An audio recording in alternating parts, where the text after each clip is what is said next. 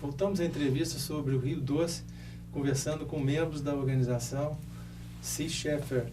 É uma organização não governamental que existe em 17 países no mundo e que aqui no Brasil e também no Espírito Santo tem um núcleo aqui que inclusive participou agora com uma excursão científica à Foz do Rio Doce.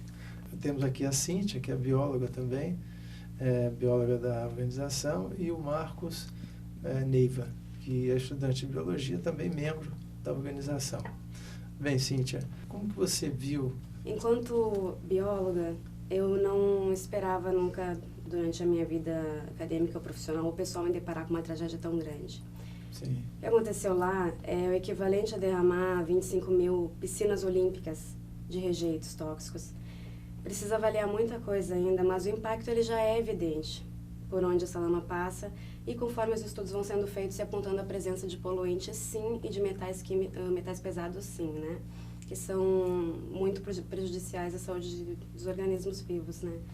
Então, a gente pode avaliar algumas coisas a priori, apenas estando no local, e para outras a gente vai precisar fazer uma análise, né, do que nós coletamos em informações e materiais, porque inclusive porque algumas das predições e opiniões que estão sendo dissipadas por aí estão sendo bastante levianas e nós não pretendemos cometer o mesmo erro que eles. Né? Sim, a gente percebe que tem os catastróficos e tem aqueles que minimizam o problema, né? E os dados mesmo de análise de água, os dados de mortandade de animais e tudo, isso ainda não foi ainda divulgado, né?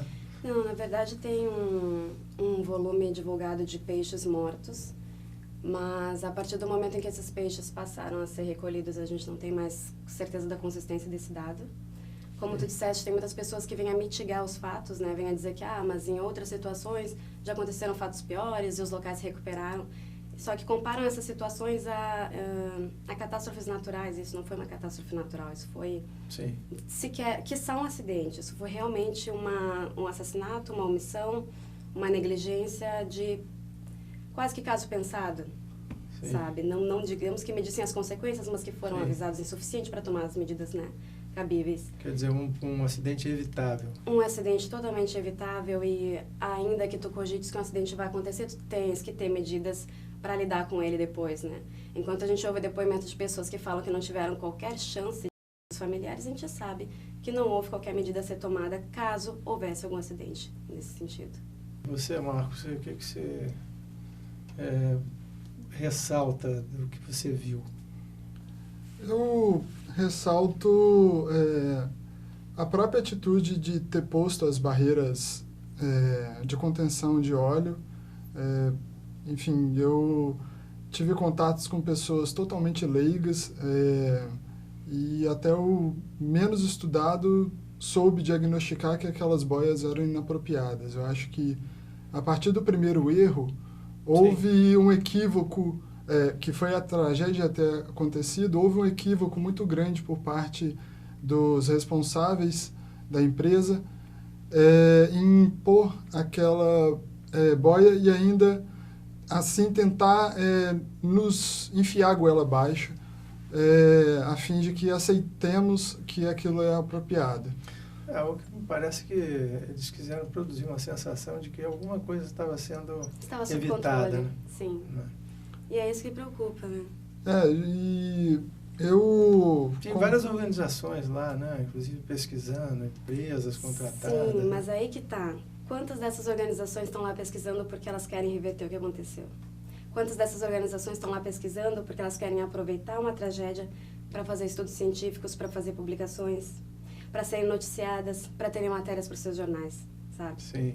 Quantos têm o prol do ambientalismo, o prol de importar-se com o outro, importar-se com o planeta, saber que neste planeta vivemos, deste planeta vivemos, e dele precisamos mais do que ele de nós, portanto, é uma questão muito delicada, porque a gente vê muita gente correndo atrás de muita análise, muita pesquisa, mas eles, infelizmente, não têm os mesmos propósitos que a gente tem ou que gostaríamos que tivessem. Quem que está financiando essas organizações lá? Depende de qual organização. Sim. A gente encontrou alguns, certamente, grupos de preservação, enfim, mas também institutos, né, de universidades, institutos federais, os próprios órgãos do governo. Sim. E enquanto, assim, o que preocupa há a necessidade de que todos nos movamos e nos unamos, de certa forma, em levantar os dados e verificar de fato o que está acontecendo e as consequências disso? Mas há isso principalmente por parte dos responsáveis que não fornecem os dados, que lhes seria, né, a mínima responsabilidade incumbida a partir do que eles desencadearam. Sim, eu acho que deveria ter um processo de transparência desde o início da bacia até aqui, né, informando constantemente os dados de qualidade de água. Deveria ter, a população reclama não ser informada, a aldeia indígena reclama não ser informada, e nós temos que correr atrás, nós também enquanto CICHEFAS, porque desde a primeira declaração da empresa eles evidenciaram, né, que quiseram evidenciar que não havia toxicidade no que estava sendo despejado, que isso não ofereceria risco de forma alguma, e as populações que estão consumindo da água que é dita tratada já estão apresentando níveis elevados de diarreia, por exemplo, de mal-estar, de ordem gástrica e intestinal. Sim. Então... Já existe dados sobre isso? Já existe. População de Governador Valadares, se não me engano, aumentou a ida a postos em função desse tipo de... principalmente naquela região onde a concentração da lama foi mais intensa, né? Sim, é um tanto quanto irresponsável dizer que não há nada de tóxico numa concentração imensa de rejeitos que tem uma quantidade gigante, mais de 1000 vezes acima do tolerável para tratamento de água, de inúmeros metais pesados. Sim, nós temos até um depoimento de um morador de Governador Valadares. Veja um momento. Nós estamos aqui com um turista mineiro. De onde você é? Sou de Governador Valadares. Veio observar aqui o Rio Doce, que também passa por Governador Valadares. Ele está dessa forma assim? É isso mesmo, pai. Eu vim visitar em Guriri e resolvi dar uma chegada até Regência aqui, que é a foz do Rio Doce, né? Para observar ao longo do Rio Doce essa tragédia que aconteceu, né? Passando por Valadares e chegando até aqui a foz do Rio Doce.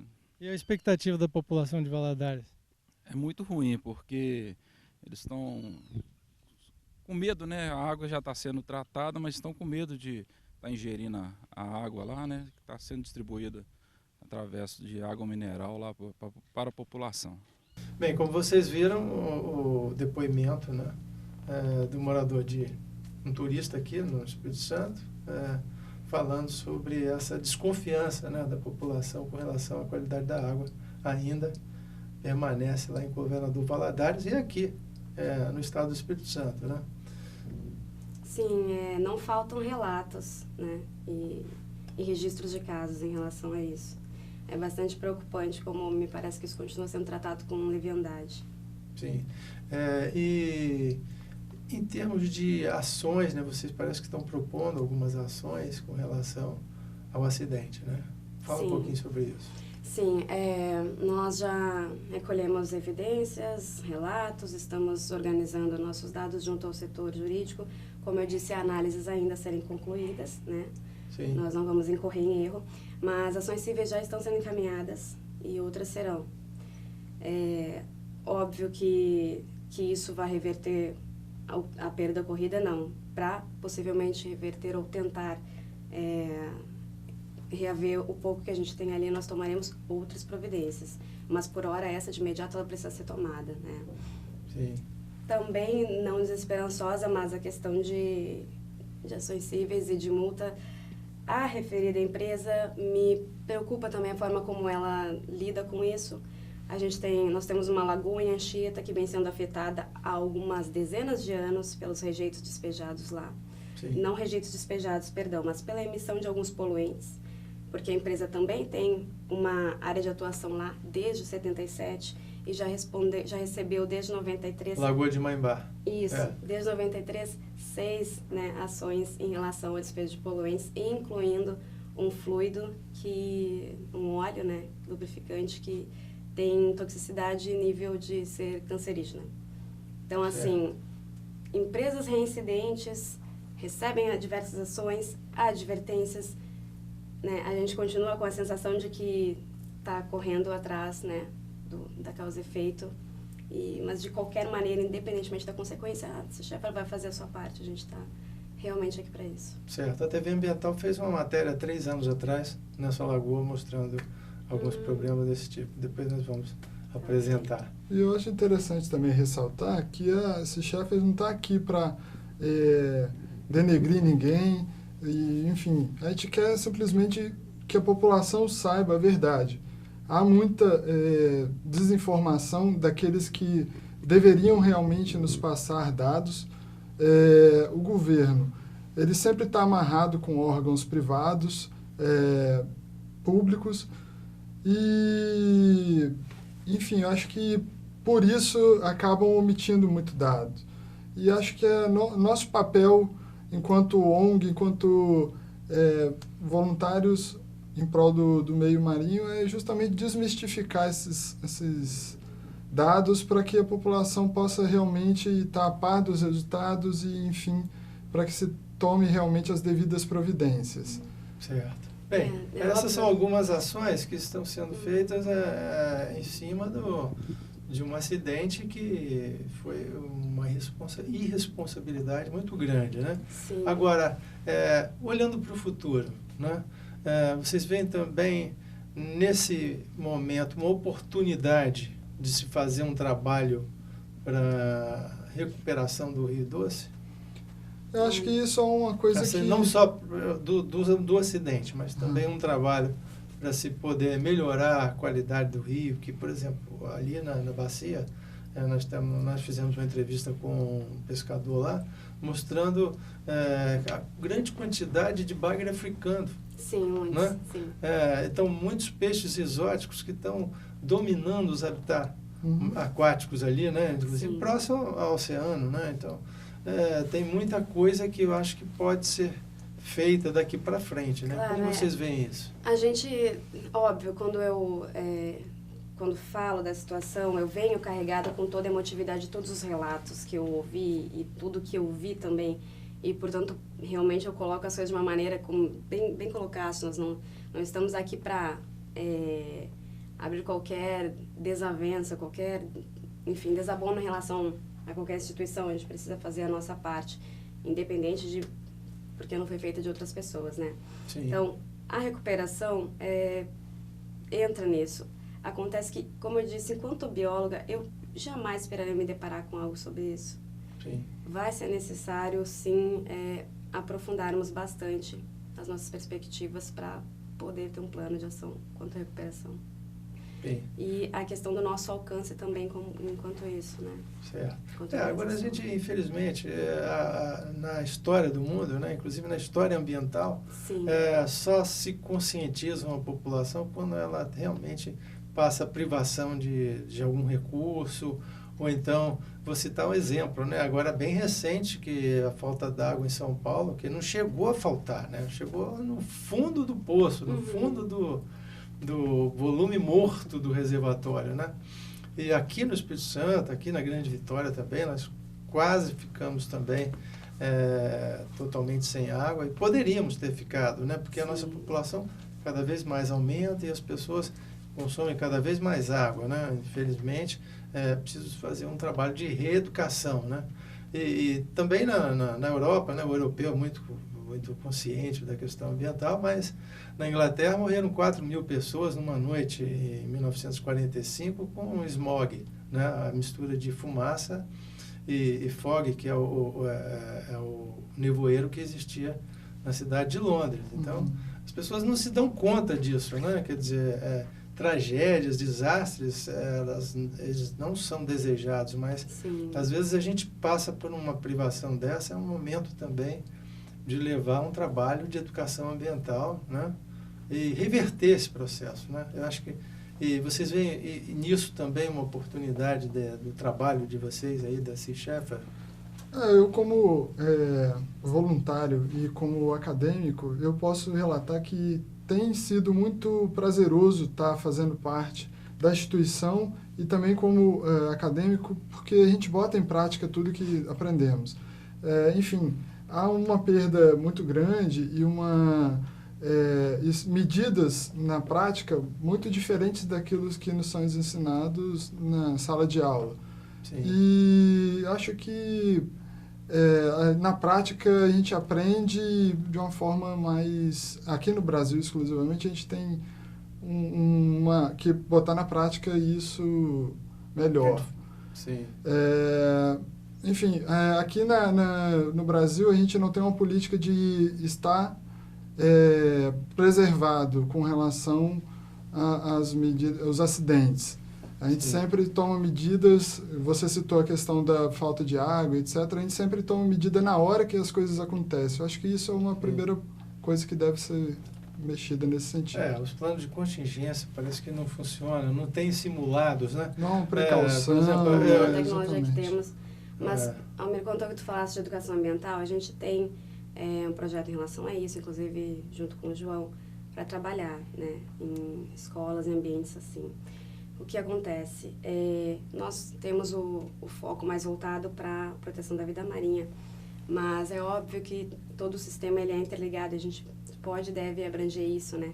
Quanto a que tu falasse de chuva, de seca e tudo mais, o que falta é que se permita conscientizar a população a respeito da responsabilidade de cada um de nós. O consumo de água, ele é determinante em relação aos alimentos que a gente consome. E ele é determinado também em função... Ele começa daí, começa das suas escolhas. Porque enquanto a nossa floresta amazônica, ela tem um papel importante nesse processo de circulação. E 85% dela é derrubado para a criação de gado. Sim. Então, enquanto nós não nos conscientizarmos sobre a causa-consequência das nossas ações, que ela costuma no cotidiano, na tua compra no mercado, a gente não vai conseguir mudar isso de forma efetiva. Parece que na realidade da dominação externa que a gente teve, não se preocupou em desenvolver atividades agrícolas, atividades humanas, levando em consideração o nosso ecossistema, né? A floresta amazônica, a floresta Mata Atlântica, enfim, as regiões que tem cada uma a sua potencialidade, né? Você pega os manguezais também, né? Tem grande produção biológica, né? Que estão sendo destruídos, né? Que inclusive são produções importantes para a vida marinha, né? Sim, são berçários e demoraram muitas décadas para começarem a ter a sua importância levada em consideração.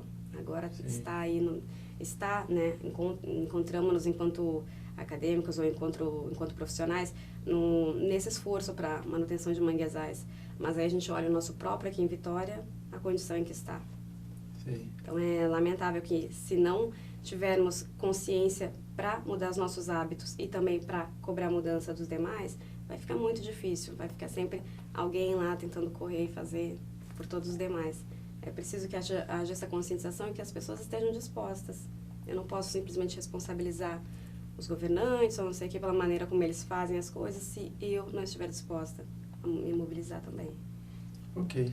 Bem, a TV Ambiental está à disposição de vocês, quando vocês fizerem trabalhos, divulgação, protesto e tal, estamos aí à disposição para divulgar e para conscientizar a população da importância da preservação ambiental.